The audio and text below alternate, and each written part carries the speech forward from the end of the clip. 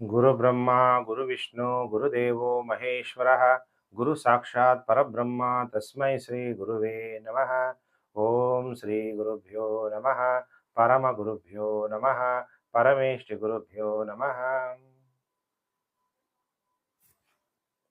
ಪ್ರಿಯ ವೀಕ್ಷಕರೇ, ಕುಂಭರಾಶಿಗೆ ಗುರುಗ್ರಹ ಬದಲಾವಣೆಯ ಪ್ರಭಾವ ಹೇಗಿರುತ್ತೆ ಅನ್ನುವಂಥ ವಿಚಾರವನ್ನು ಈ ವಿಡಿಯೋದಲ್ಲಿ ನಾನು ನಿಮಗೆ ತಿಳಿಸ್ಕೊಡ್ತೀನಿ.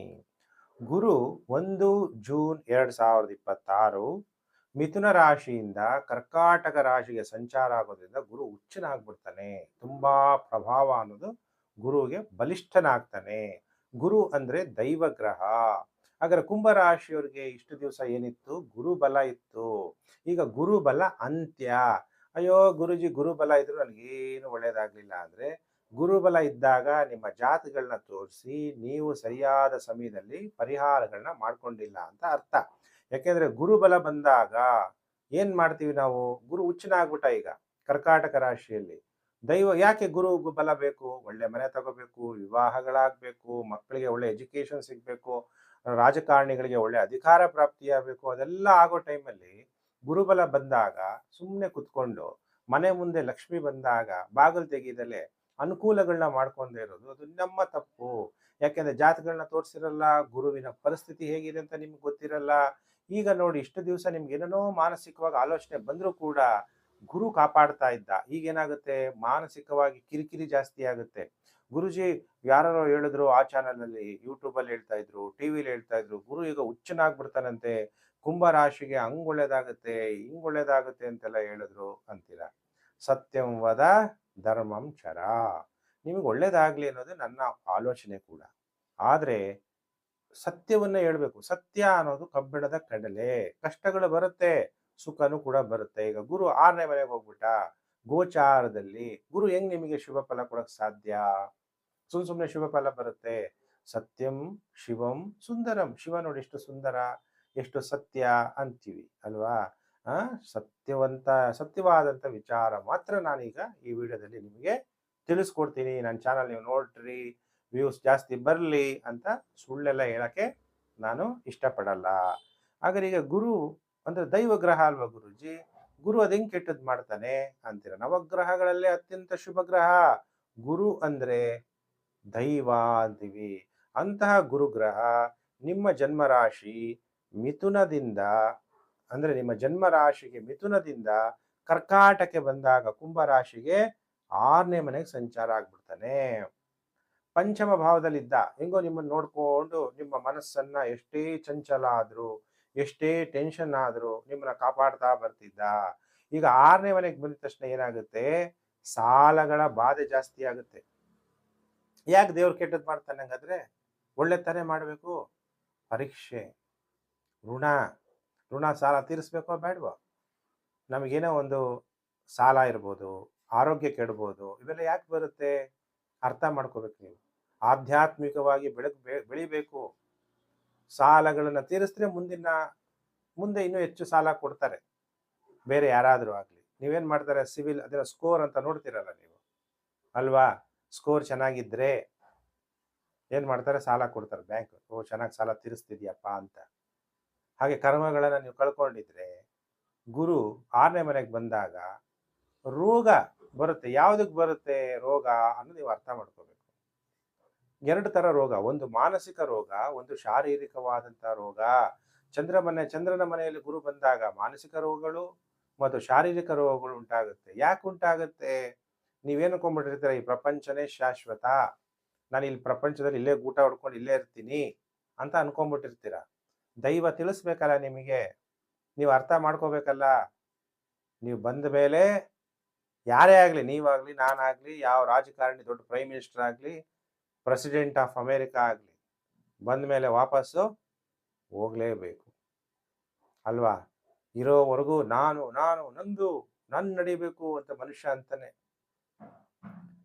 ಗುರು ಟೈಮ್ ಚೆನ್ನಾಗಿದ್ದಾಗ ಸುಮ್ಮನೆ ಇರ್ತಾನೆ, ಒಳ್ಳೆ ಫಲ ಕೊಡ್ತಾನೆ ಇರ್ತಾನೆ. ಅದೇ ಗುರು ಈಗ ಕುಂಭರಾಶಿಗೆ ಬಂದಿತ್ತು, ಕುಂಭರಾಶಿಯವರಿಗೆ 6ನೇ ಮನೆ ಸಂಚಾರ ಆಗ್ಬೇಕಾದ್ರೆ ನಿಮ್ಮನ್ನು ನೀವು ಅರ್ಥ ಮಾಡ್ಕೊಳಕ್ಕೆ ಸಮಯ. ಯಾಕಂದ್ರೆ ನಿಮಗೆ ದ್ವಿತೀಯ ಭಾವದಲ್ಲಿ ಶನಿಯ ಕೊನೆ ಭಾಗದಲ್ಲಿ ಇದ್ದೀರಿ ಕುಂಭರಾಶಿಯವರು. ಜಲರಾಶಿಯಲ್ಲಿ ಶನಿ, ಜಲರಾಶಿಯಲ್ಲಿ ಗುರು ಸಂಚಾರ ನಿಮಗೆ ಜಲಕ್ಕೆ ಸಂಬಂಧಪಟ್ಟಂತಹ ಅನಾರೋಗ್ಯ ಉಂಟಾಗುವಂಥದ್ದು. ಯಾಕಂದ್ರೆ ನಮ್ಮ ಶರೀರದಲ್ಲಿ 70% ಇರೋದೇನು ಜಲ, ವಾಟರ್ ಕಂಟೆಂಟ್ ಅಲ್ವಾ. ಪಂಚತತ್ವಗಳೆಲ್ಲ ಹೊರಗಡೆ ಹೋಗಿ ನೀರಿದೆ ಅಂತಲ್ಲ, ಒಳಗಡೆನೆ ನೀರಿದೆ ನಿಮ್ಗೆ. ಅದನ್ನ ನೀವು ಅರ್ಥ ಮಾಡ್ಕೊಳ್ಳಿ, ಅದನ್ನ ಶುದ್ಧ ಮಾಡ್ಕೊಳ್ಳಿ. ಅದನ್ನ ಶುದ್ಧ ಮಾಡ್ಕೋಬೇಕಾದ್ರೆ ಫಸ್ಟ್ ನಿಮ್ಮ ಮನಸ್ಸನ್ನು ಶುದ್ಧಿ ಮಾಡ್ಕೋಬೇಕು. ಮನಸ್ಸು ಶುದ್ಧಿ ಆದ್ರೆ ಒಳಗಡೆ ಇರುವಂತಹ ಜಲನೂ ಕೂಡ ಶುದ್ಧಿ ಆಗುತ್ತೆ. ಆ ಮನಸ್ಸನ್ನ ಶುದ್ಧಿ ಮಾಡ್ಕೊಳ್ಳೋಕೆ ರಾಹು ಬಿಡಲ್ಲ. ನೋಡಿ ಎಂತಹ ಪರಿಸ್ಥಿತಿ. ರಾಹು ನಿಮ್ಮ ಜನ್ಮ ರಾಶಿಯಲ್ಲಿದ್ದು 6ನೇ ಮನೆಯಲ್ಲಿ ಗುರು ಸಂಚಾರ ಆಗ್ತಾ ಇದ್ದಾನೆ. ಈಗ ಗುರು ಕೂಡ ನಿಮ್ಮನ್ನ ಕಾಪಾಡಕ್ ಆಗದೆ ಇರುವಂತ ಪರಿಸ್ಥಿತಿ. ಅವಾಗ ಯಾರು ಕಾಪಾಡಬೇಕು? ನಿಮ್ಮನ್ನ ನೀವೇ ಕಾಪಾಡ್ಕೋಬೇಕು. ಒಳ್ಳೆ ಟೈಮ್ ಇದ್ದಾಗ ಯೂಸ್ ಮಾಡ್ಕೊಂಡಿಲ್ಲ. ಈಗ ಗುರು 6ನೇ ಮನೆಗೆ ಸಂಚಾರ ಆದ್ಮೇಲೆ 6 ಅಂದ್ರೆ ಏನು? ಋಣ ರೋಗಾದಿ ದಾರಿದ್ರ ಪಾಪಕ್ಷುದ ಭಯ ಶೋಕ ಮನಸ್ತಾಪ ನಶ್ಯಂತು. ಭಯ ಯಾಕಾಗತ್ತೆ? ಪಾಪಗಳು ಕಾಡುತ್ತೆ. ಪಾಪ ಮಾಡಿದ್ರೆ, ಮಾಡದೇ ಇರೋರ್ಗೆ ಏನಿಲ್ಲ, ತೊಂದರೆ ಕೊಡಲ್ಲ, ಗುರು ಒಳ್ಳೇದೇ ಮಾಡ್ಬಿಡ್ತಾನೆ. ಪಾಪಗಳು ಮಾಡಿದ್ರೆ ಭಯವನ್ನ ಉಂಟು ಮಾಡಿಸ್ತಾನೆ. ಏನಾದರೂ ಶಿಕ್ಷೆಗಳಿಗೆ ಒಳಗಾಗುವಂಥದ್ದು, ಜೀರ್ಣ ಶಕ್ತಿಯಲ್ಲಿ ತೊಂದರೆಗಳಾಗುವಂಥದ್ದು, ಹೊಟ್ಟೆ ವ್ಯಾಧಿಗಳು ಉಂಟಾಗುವಂಥದ್ದು, ಎಲ್ಲ ಕೆಲಸಗಳಲ್ಲಿ ಸೋಲು ಉಂಟಾಗುವಂಥದ್ದು, ಯಾವುದಾದ್ರೂ ಪೀಡೆಗಳು ನಿಮಗೆ ತೊಂದರೆಗಳು ಕೊಡುವಂಥದ್ದು, ಪ್ರೇತ ನೆಗೆಟಿವ್ ಎಫೆಕ್ಟ್ಗಳು ನಿಮ್ಗೆ ಉಂಟಾಗುವಂಥದ್ದು, ನೀವೇನೇ ಮಾಡಬೇಕು ಅಂದ್ರೂ ಆಗದೆ ಇರುವಂಥದ್ದು, ಯಾರಾದ್ರೂ ಚುಚ್ಚು ಮಾತಾಡ್ತಾ ಇದ್ರೆ ಹೆಂಗನ್ಸುತ್ತೆ? ಒಡೆದು ಬಿಟ್ರು ಪರವಾಗಿಲ್ಲಪ್ಪ, ಚುಚ್ಚಿ ಮಾತಾಡಬೇಡಿ ಅನ್ಸ್ಬಿಡುತ್ತೆ. ಅದು ಯಾಕಂದ್ರೆ ಮನಸ್ಸಿಗೆ ಹೋಗಿ ಕುತ್ಕೊಂಡ್ಬಿಡುತ್ತೆ. ಶತ್ರುಗಳಿಂದ ಪೀಡೆ ಉಂಟಾಗುವಂಥದ್ದು, ಸಹೋದರ ಅಥವಾ ಸಹೋದರಿಯರ ಸಮಾನರಿಂದ ನಿಮಗೆ ತೊಂದರೆಗಳು, ಧನಹಾನಿ ಆಗುವಂತಹ ಸಾಧ್ಯತೆಗಳು ಉಂಟಾಗುತ್ತೆ. ಎಚ್ಚರವನ್ನ ವಹಿಸಿ ಸೆಲ್ಫ್ ಟ್ರಾನ್ಸ್ಫಾರ್ಮೇಶನ್, ಪರಿವರ್ತನೆ ಏನು ಈಗ ಸೃಷ್ಟಿ ಏನು ನಮಗೆ ಪಾಠ ಕಲಿಸ್ತಾ ಇದ್ದಾನೆ, ನಾನು ಈ ಪಾಠ ಕಲಿತ್ರೆ ಮುಂದಿನ ತರಗತಿಗೆ ಹೋಗ್ತೀನಿ ಅನ್ನೋದನ್ನ ಅರ್ಥ ಮಾಡ್ಕೊಳ್ಳಿ. ನಿಮ್ಗೇನೋ ಒಂದು ಒಳ್ಳೆ ಹೈಯರ್ ಲೆವೆಲ್ಗೆ ಹೋಗ್ಬೇಕು. ನೀವು ಎಕ್ಸಾಮ್ನ ಪಾಸ್ ಆಗಲೇಬೇಕು. ಆಗಲಿಲ್ಲ ಅಂದರೆ ಕಷ್ಟ ಆಗುತ್ತೆ. ಈಗ 6ನೇ ಮನೆ ಅಂದರೆ ಸೇವೆ ಮಾಡೋರು ಯಾರು? ಲಾಯರ್ಗಳು ಸೇವೆ ಮಾಡ್ತೀವಿ. ಡಾಕ್ಟರ್ಗಳು ಕೂಡ ಏನು ಮಾಡ್ತಾರೆ? ಸೇವೆ ಮಾಡ್ತಾರೆ. ರಾಜಕಾರಣಿಗಳು ಅಲ್ಲಿ ಹಾಕಿರ್ತಾರಲ್ಲ, ಜನ ಸೇವೆಯೇ ಜನಾರ್ದನ ಸೇವೆ ಅಂತೀವಿ ಅಲ್ವಾ. ಜನ ಸೇವೆ ಮಾಡಬೇಕು, ಅದಕ್ಕೆ ತಾನೇ ರಾಜಕಾರಣಿಗಳಾಗೋದು. ನಾನು ದುಡ್ಡು ಖರ್ಚು ಮಾಡಿದ್ದೀನಿ, ನಾನು ದುಡ್ಡು ಮಾಡಬೇಕು, ಆ ಥರ ನೀವು ಮನಸ್ಥಿತಿ ಇದ್ರೆ ನೀವು ಸಫಲತೆಯನ್ನು ಹೊಂದಲ್ಲ. ಈಗ ಗುರು 6ನೇ ಮನೆಗೆ ಹೊರಟೋಗ್ಬಿಟ್ಟಿದ್ದಾನೆ. ಸೇವಾ ಮನೋಭಾವದಿಂದ ಜನ ಸೇವೆ ಮಾಡ್ತಾ ಹೋಗಿ. ಡಾಕ್ಟ್ರುಗಳು ಕೂಡ ದುಡ್ಡು ಅಂತ ಇಷ್ಟೊಂದು ಕೋಟಿ ಖರ್ಚು ಮಾಡಿ ನಾನು ಓದಿದ್ದೀನಿ, ಹಣ ನನಗೆ ಬರಲಿಲ್ಲ ಅಂದರೆ ಹೇಗೆ ಅಂತ ನೀವು ಯೋಚನೆ ಮಾಡಬಾರ್ದು. ಈ ಟೈಮ್ ಸರಿ ಇಲ್ಲ. ಈ ಟೈಮಲ್ಲಿ ನೀವು ಸೇವಾ ಭಾವನೆ ಮಾಡಬೇಕು. ಲಾಯರ್ಗಳಾಗಿರಲಿ, ದುಡ್ಡಿರೋರು ಇರ್ತಾರೆ, ದುಡ್ಡಿಲ್ದಿರೋರು ಇರ್ತಾರೆ. ಒಂದಿಬ್ಬರಿಗೆ ದುಡ್ಡಿಲ್ದಿರೋರಿಗೆ ಸಹಾಯ ಮಾಡಿ, ದುಡ್ಡಿರೋರು ಬಂದು ನಿಮಗೆ ಸಹಾಯ ಮಾಡ್ತಾರೆ. ಯಾರು ಅಡ್ವೊಕೇಟ್ಸ್ ಇದ್ದೀರಿ, ಆಮೇಲೆ ಯಾರ್ಯಾರು ಡಾಕ್ಟರ್ಗಳಿದ್ದೀರಿ, ಯಾರ್ಯಾರು ರಾಜಕಾರಣಿಗಳಿದ್ದೀರಿ, ಕಷ್ಟದಲ್ಲಿ ಬಂದವರಿಗೆ ಸಹಾಯ ಮಾಡಿ. ಈಗ ಯಾರ ಅಧಿಕಾರಿಗಳಿರ್ತೀರ, ಕುಂಭರಾಶಿ ಜಾತಕರು, ಒಳ್ಳೊಳ್ಳೆ ಅಧಿಕಾರಿಗಳು, ಆಫೀಸರ್ಸ್ ಇರ್ತೀರಿ, ಕಷ್ಟ ಬಂದಾಗ ಸಹಾಯ ಮಾಡಬೇಕು.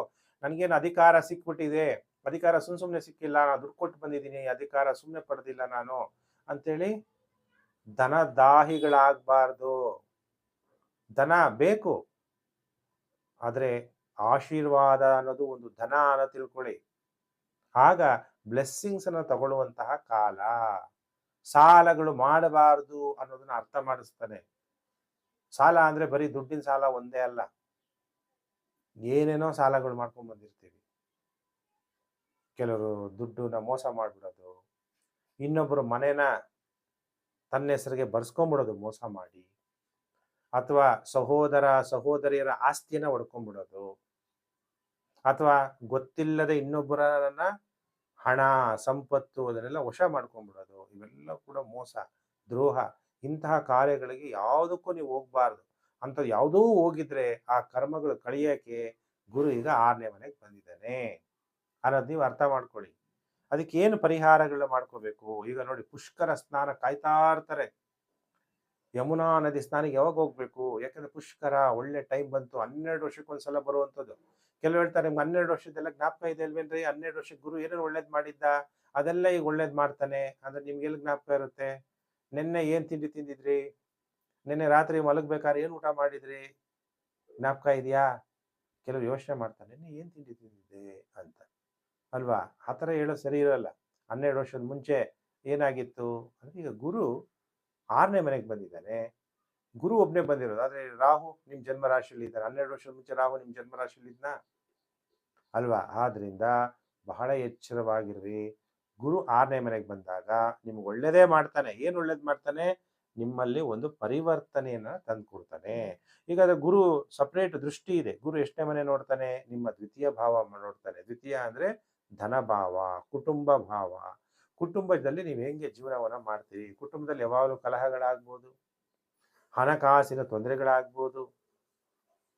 ಗುರು ನಿಮಗೆ ದಶಮ ಭಾವವನ್ನು ನೋಡ್ತಾನೆ.